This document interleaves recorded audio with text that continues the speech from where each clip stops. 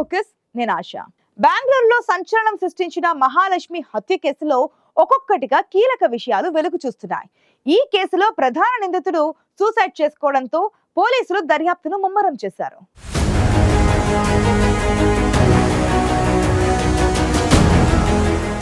మహాలక్ష్మి హత్య కేసులో నిందితుడు సూసైడ్ చేసుకునే ముందు తన డైరీలో తానే నేరం చేశారని అంగీకరించాడే. ఇంతకు పోలీసుల దర్యాప్తులో ఇప్పటి వరకు ఏం తేలింది?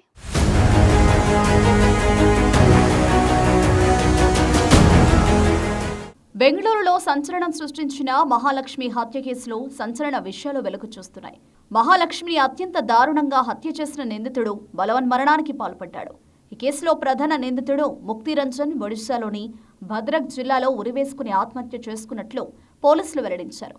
నిందితుడి ఆత్మహత్యకు ముందు అతడి డైరీని పోలీసులు స్వాధీనం చేసుకున్నారు. ఇందులో అతడు మహిళను హత్య చేసి 59 ముక్కలుగా నరికినట్లు అంగీకరించినట్లు పోలీసులు వెల్లడించారు. నిందితుడి మృతదేహాన్ని స్వాధీనం చేసుకుని అతడి కుటుంబ సభ్యులకు అప్పగించారు పోలీసులు.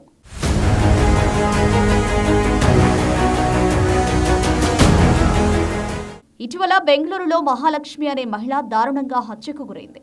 సెప్టెంబర్ మొదటి వారంలో మహాలక్ష్మిని హత్య చేసిన నిందితుడు ఆమె మృతదేహాన్ని ముక్కలుగా చేసి రిఫ్రిజిరేటర్లో ఉంచాడు. హత్యానంతరం 2 రోజులు ఇంట్లోనే ఉన్న నిందితుడు ఆధారాలు చెరిపేశాడు. మహాలక్ష్మిని హత్య చేసిన విషయాన్ని నిందితుడు హెబ్బాగోడిలోని తన సమీప బంధువుకు చెప్పి వెళ్లిపోయాడు. తొలుత నిందితుడు ఈశాన్య రాష్ట్రాలకు పరారైనట్లు పోలీసులు అనుమానించారు.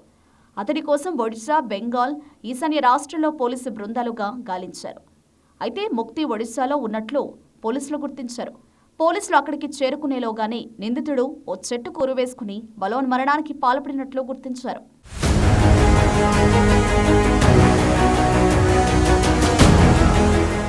మహాలక్ష్మి హత్య కేసులో నిందితుడి సూసైడ్ నోట్ సంచలనంగా మారింది. మహాలక్ష్మి ప్రవర్తనతో తాను విసిగిపోయానని ముక్తి సూసైడ్ నోట్లో రాశాడని పోలీసులు తెలిపారు. తాను మహాలక్ష్మిని ప్రేమించానని, కానీ ఓ కిడ్నాప్ కేసులో తనను ఇరికిస్తానని మహాలక్ష్మి బెదిరించేదని ముక్తి పేర్కొన్నాడు. తాను ఆమెకు చాలా డబ్బులు కూడా ఇచ్చానని, కానీ ఆమె నిరంతరం నన్ను ఒత్తిడి చేసేదని సూసైడ్ నోట్లో పేర్కొన్నాడు. ముక్తి సూసైడ్ నోట్, ల్యాప్టాప్లను బెంగళూరు పోలీసులు స్వాధీనం చేసుకున్నారు. ఈ కేసులో మరిన్ని వాస్తవాలు, ఆధారాలు సేకరించే పనిలో పోలీసులు నిమగ్నమయ్యారు.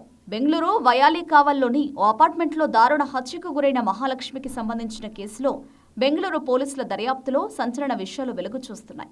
నేపాల్కు చెందిన మహాలక్ష్మి 2019 నుంచి బెంగళూరులో ఉంటోంది. 2019 ముందు వరకు కుటుంబ సభ్యులతో ఉన్న మహాలక్ష్మి వివాహం తర్వాత భర్తతో కలిసి బెంగళూరుకు వచ్చింది. మహాలక్ష్మి భర్త హేమంత్ దాస్ కూడా నేపాలీ వ్యక్తే. వివాహం తర్వాత బతుకు తెరువు కోసం వచ్చిన బెంగళూరుకు వచ్చిన హేమంత్ దాస్ ఓ సెల్ ఫోన్ షాప్లో పనికి కుదిరాడు. భార్య మహాలక్ష్మి ఓ మాల్లో పనిచేస్తూ ఉండేది. వీరికి ఒక బిడ్డ కూడా జన్మించింది. 2023 వరకు సాఫీగా సాగిన వీరి జీవితంలోకి ఉత్తరాఖండ్కు చెందిన హెయిర్ డ్రెస్సర్ అష్రఫ్ ప్రవేశంతో ఒడిదొడుకులు మొదలయ్యాయి. అష్రఫ్తో మహాలక్ష్మి చనువుగా ఉండడం పట్ల హేమంత్కు ఆమెకు మధ్య చాలాసార్లు గొడవలు జరిగాయి. ఈ క్రమంలో బిడ్డను 6 నెలల క్రితం భర్త దగ్గరే వదిలి మహాలక్ష్మి ఒంటరిగా ఉంటుంది. బిడ్డ దగ్గరకు వారానికోసారి, నెలకోసారి వెళ్లి వస్తుండేది.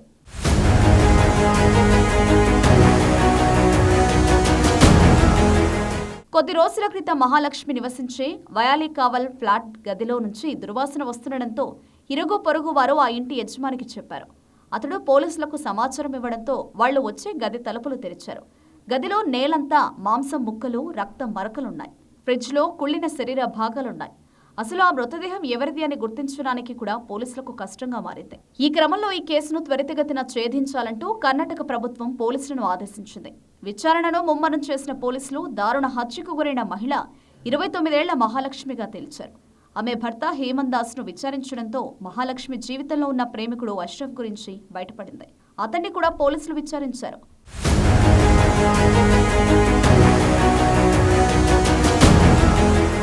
మహాలక్ష్మి ఫోన్కు సెప్టెంబర్ 2 నుంచి ఏ విధమైన అవుట్ గోయింగ్ కానీ, ఇన్కమింగ్ కాల్స్ కానీ లేవు.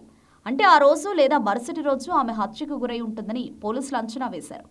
పోలీసుల దర్యాప్తులో మహాలక్ష్మి హత్య కేసులో దిగ్భ్రాంతికరమైన విషయాలు వెలుగులోకి వచ్చాయి. ముక్తిరంజన్, మహాలక్ష్మి కలిసి ఓ బట్టల దుకాణంలో పనిచేసేవారు. ఈ క్రమంలోనే ఇద్దరి మధ్య సాన్నిహిత్యం పెరిగింది. మహాలక్ష్మి పెళ్లి చేసుకోమని ముక్తిపై ఒత్తిడి చేయడం ప్రారంభించింది. ఈ ఒత్తిడి కారణంగా ఇద్దరి మధ్య గొడవలు మొదలయ్యాయి. ఈ వివాదమే ముక్తిరంజన్ మహాలక్ష్మిని హత్య చేయడానికి కారణమైందని పోలీసులు భావిస్తున్నారు. నిందితుడి ముక్తిరంజన్ సూసైడ్ చేసుకోవడంతో ఇది ప్రభుత్వ వైఫల్యమే అని, నిందితుడిని పట్టుకోవడంలో ప్రభుత్వం విఫలమైందని ప్రతిపక్షాలు కర్ణాటక ప్రభుత్వంపై విమర్శలు చేయడంతో రాజకీయంగానూ ఈ ఘటనపై దుమారం రేగుతోంది.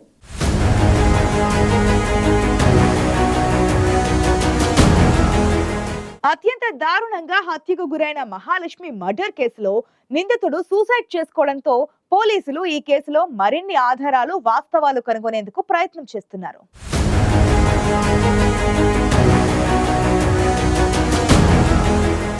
ఇది వాటి ఐ ఫోకస్. సమకాలీన వార్తలపై సమగ్ర విశ్లేషణతో మరొక బులెటిన్లో కలుద్దాం. అంతవరకు చూస్తూనే ఉండండి ఐ న్యూస్. మీతోనే మీ వెంటే.